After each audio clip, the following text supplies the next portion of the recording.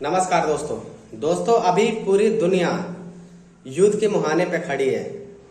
जब से इजराइल ने ईरान के कॉन्सुलेट पे सीरिया में हमला किया है और वहाँ उसमें ईरान के कुछ लोग शहीद हो गए हैं, मारे जा चुके हैं उसमें, तब से ईरान बेचैन है इजराइल पे हमले करने के लिए। और उसके बाद यूरोप, जर्मनी, अमेरिका, ये सब लोग मतलब इजराइल पे हमला ना करने के लिए ईरान को मना कर रहे हैं और बोल रहे हैं कि मतलब हमला मत करो, इस बात को यही खत्म करो।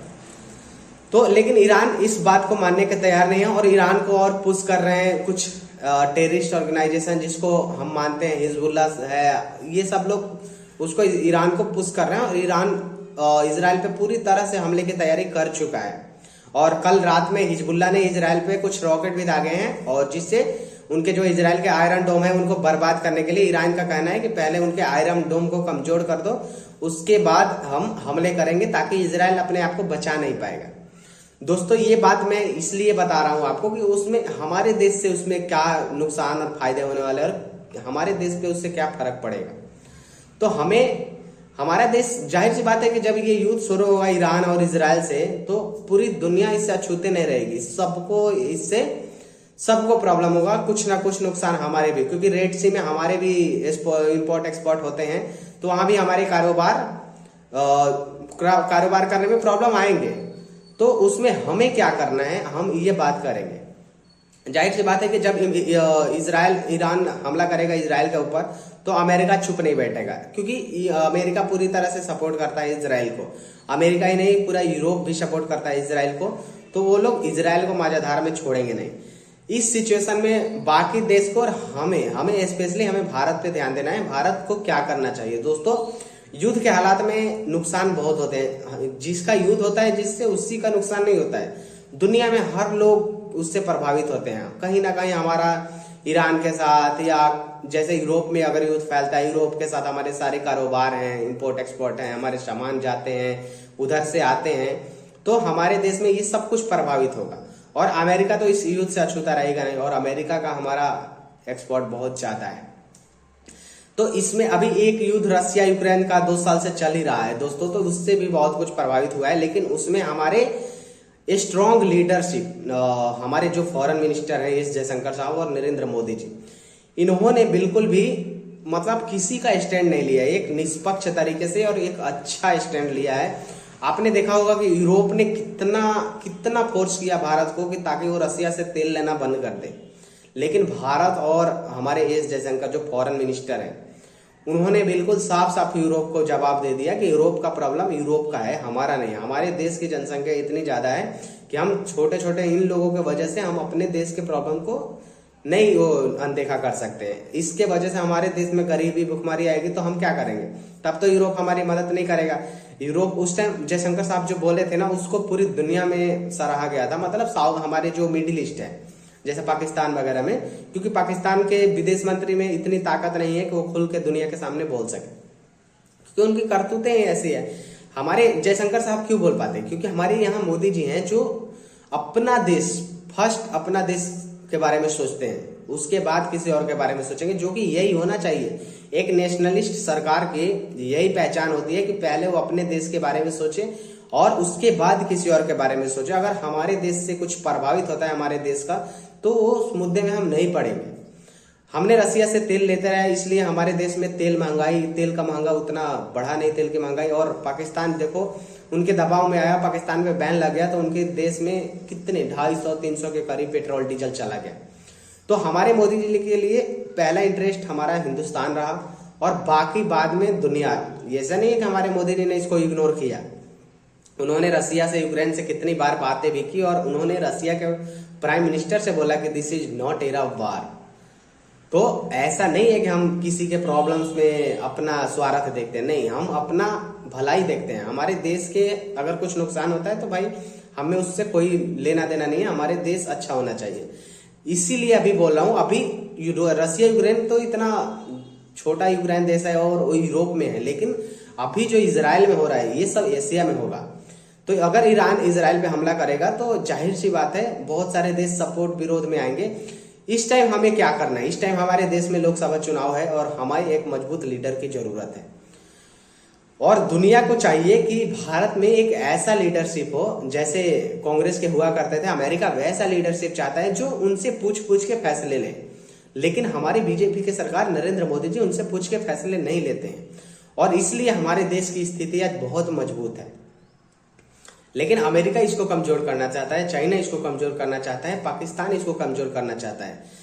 इसलिए हमारा फर्ज बनता है कि हम नरेंद्र मोदी जी जैसे नेता को वोट देके और उनको अपना प्रधानमंत्री बनाए रखें, क्योंकि हमें ऐसा नेता चाहिए जो अपने दिमाग से कुछ सोचे, ना कि यूरोप और विदेशियों के दिमाग से सोचे, जो कांग्रेस करती है। कांग्रेस, आप राहुल गांधी को बिठा दो, ये एक काम अपने दिमाग से सोच के नहीं कर सकते, ये मैं चैलेंज दे सकता हूँ, क्योंकि इनको भारत के बारे में कुछ ना पता है, ना भारत के ज्योग्राफी के बारे में पता है, भारत के किसी कल्चर के बारे में, ट्रेडिशन के बारे में कुछ नहीं पता है। ये लोग विदेश में पढ़े लिखे हैं और विदेश में ज्यादातर रहे हैं, विदेश में जाते हैं छुट्टियां मनाने, गरीब परिवार में इनकी जन्म नहीं हुई, मिडिल क्लास में ये लोग 2 दिन नहीं बिताए हैं, इसलिए ये लोग भारत के बारे में अच्छा से जान नहीं पाते हैं। भारत एक कल्चर और ट्रेडिशन का देश है, तो हमें ऐसे सरकार की जरूरत नहीं है जो अमेरिका और यूरोप की आवाज बोले। अगर उस टाइम रशिया यूक्रेन का जब युद्ध हो रहा था ना, तो उस टाइम पता है, अगर कांग्रेस की सरकार होती ना, तो यूक्रेन का साथ देके रशिया से सारे रिश्ते तोड़ लेते, और उसके बाद हमारे देश को बहुत सारे प्रॉब्लम्स हो जाते, क्योंकि रशिया हमारा एक मित्र है, सच्चा मित्र। और ये लोग ऐसे लोग हैं ना कि भारत के कोई ऐसा मित्र नहीं रखना चाहते जो भारत की बुरी समय में मदद करे। रशिया हमारा हर समय मदद करता है दोस्तों। जब यूएन में वोटिंग होता है ना, कुछ हमारे साथ प्रॉब्लम्स होते हैं, तो वीटो पावर का इस्तेमाल हमारे लिए रशिया ही करता है। तो इसलिए हम रशिया जैसे फ्रेंड को खोना नहीं चाहते थे, और उसमें हमारे एस जयशंकर और मोदी जी ने बहुत अच्छा काम किया, और ना हम रशिया को नहीं नाराज किए यूरोप के चक्कर में, क्योंकि यूरोप वाले किसी के नहीं होते हैं, ये अपने स्वार्थ देखते हैं। यही यूरोप वाले खुद तेल खरीदते थे, लेकिन भारत को तेल खरीदने से रोकते थे, और ये बात हमारे मोदी जी बहुत अच्छी तरह से जानते थे, इसलिए उन्होंने उनकी नहीं सुनी। और हमारे जयशंकर साहब खुल के, क्योंकि मोदी जी ने छूट दे रखा है अपने लोगों को कि तुम खुल के लड़ो अपने देश के लिए, हम हैं यहाँ पे। लेकिन कांग्रेस अगर होती तो ये तुरंत एक पार्टी के पक्ष लेके देखता ही नहीं कि कौन गलत है कौन सही है, अपने देश की बर्बाद करवा देते ये लोग। वैसे ही ये लोग करते, अगर फिलिस्तीन और इजराइल के जब युद्ध होता तो ये लोग हमास के चीजों को अनदेखा कर देते और फिलिस्तीन का विरोध करते। हालांकि जो फिलिस्तीन में हुआ था, फिलिस्तीन ने जो किया था बहुत गलत किया था, इजराइल में जो अटैक करके एक झटके में 1200-1300 लोगों को मार दिया, ये बहुत गलत हुआ था। हमारा देश भारत और नरेंद्र मोदी जी हमेशा फिलिस्तीन के एक स्वतंत्र राज्य के रूप में समर्थन करते हैं, लेकिन इजराइल पे आतंकवादी हमला हो उसके समर्थन हम कभी नहीं करते हैं।